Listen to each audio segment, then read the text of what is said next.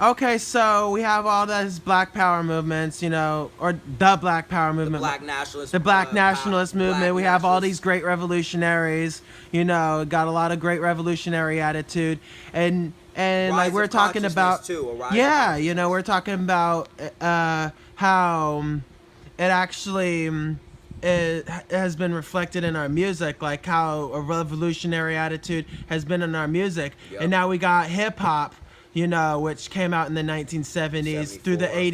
80s and whatnot, Yep, and then in the mid 80s, you know, we have a revolutionary attitude that, you know, niggas with. NWA Yeah, attitude, you know what I mean? So, revolutionary attitude. You know, we got NWA, you know, they're well known for songs like Fuck the Police, straight Straight out of Outta Compton. Compton. Now we You know, got the they biopic, lived in a reality where it was rough and whatnot, and, you know, police gangs in the hood. brutality, Police brutality, they addressed that in their music. crack, And a lot of people, you know, even white gangs, people, the a lot of streets. people thought NWA, they were the devils. Like, you know what Why I mean? America was afraid of NWA. America was afraid of NWA, and then we got, you It's know, funny how they're how they're quick not they even buy tickets conscious. for the movie now. Why America was terrified of NWA back then, but now they don't think about it twice to go watch Ice Cube's biopic. You know what I mean? So yeah, let me get into NWA. Yeah, so The America Black Power definitely wanted to movement. portray them a certain type of way. Yeah. Now we got five. The Black Power movement was basically a rise of consciousness. The ancestors were surging through people of African descent in Africa as well as in Afro America. And basically, what the United States government did was they did not want the world to be made better by that surge of consciousness. They didn't want a powerfully black world, which would have benefited every people of every nationality. So they waged an illegal war through counterintelligence program. They flooded the ghettos and the hoods with crack rocks. Then Yup. eventually we got the Crips and the Bloods. The Crips originally were an offshoot of the Panthers. They were going to be revolutionary. But once there was Crips, some niggas said, nah, I'm going to be a Blood then. If you niggas are Crips, I'm going to be Bloods.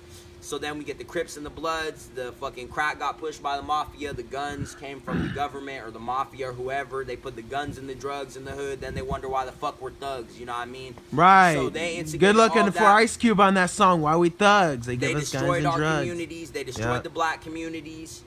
And they took the music programs out of the schools. They didn't want any more Chuck Berrys. They didn't want another Muddy Waters. They didn't want us learning guitar. They didn't want Yeah. us using the music.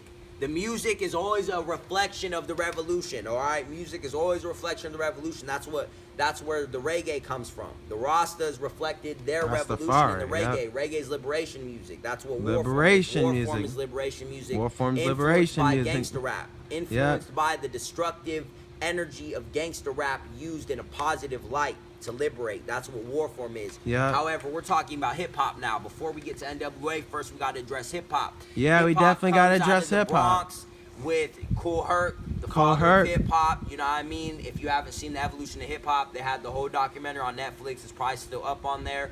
Go into that. I'm not going to do the whole thing about hip hop because at this point, hip hop's dead.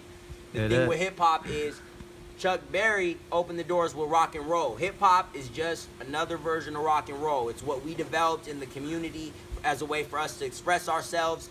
It was monetized as soon as they recorded Rapper's Delight, you know what I mean? And the music industry started getting a hold of it. Even when Russell formed Def Jam, that's already the corporations had a hold of hip hop always. Even the golden age of hip hop, once we were recording records and the music industry had a hold of it, it was already controlled, already monetized. That's why it's disintegrated to the point that it's dead now. And we got It's the a Russell fucking death Simmons culture. out there. We got the Jay-Z's and all Yeah, that. and You got you the know what I mean? Kanyes. And Yeah, so hip hop was already monetized.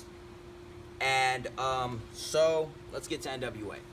yeah. So you have Malcolm X was our Black Messiah. He was reflecting that Messianic energy of King Selassie in the 60s, you know what I Yeah. mean? Post-civil rights era. They assassinated our Black Messiah. He represents the one-man warrior archetype, you know what I mean? Yeah. It only takes one man to spark change. Yeah. Then you have his martyrdom inspires the Black Panther Party, which was a global army fighting against the regimes of the monolithic empire in their reign. Okay, so you go from the one-man soldier who became a martyr. He inspired an entire army. He inspires an entire army, which was called the Black Panther Party, founded by Bobby Seale and Huey P. Newton.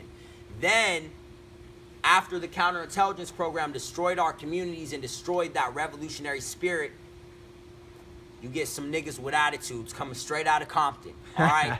Hell yeah. NWA, what needs to be acknowledged most about NWA is the revolutionary spirit of NWA. And Ice Cube was largely a part of that. He contributed largely to that with what he was writing, with the consciousness he was coming with. You know what I mean? Ice Cube's always been politically conscious, always. So NWA, when they said fuck the police and they were talking about straight out of Compton, they were revealing the reality. Like Pac said, it was cool when niggas was getting killed on the streets by the cops, niggas was killing each other, crack was getting sold, the community was getting destroyed, that all got pushed on us by the government. It was cool when it was happening, America didn't trip. But once niggas started talking about it, that's when it became a problem. That's when they were buying the motherfucking records, running. They're afraid of people waking up. So they brought a revolutionary spirit. NWA brought a revolutionary spirit. Yeah. Once Ice Cube left NWA because he wasn't, you know what I mean, Jerry Heller and Eazy-E, you know what I mean, they had their hand in the cookie jar. That's how Ice Cube addressed it. You know what I mean? Once that happened, NWA lost the revolutionary spirit. At that point, that's where we get the Niggas for Life album. You still have Dre, you got Easy, more ruthless than ever, you got MC Ren, you got DJ Yella, but they're not bringing the consciousness of revolution anymore. They're making the most gangster shit they can. Yeah. You know what I mean? They're making the most gangster shit. They're shooting the video of them robbing the bank. You know what I mean? They're just doing the most gangster shit they can. And with the gangster rap wave of the West Coast, ultimately, yes, we love all that shit. We love what Dre did. We love what Snoop did. We love the Chronic. We love gangster rap. Nigga, that's what we have here on the West Coast. That's our shit. However, we California. It was we our love greatest it. weapon because NWA weaponized Double-edged hip-hop. sword. They turned rap into a weapon, and it was a double-edged sword, and it was used against us.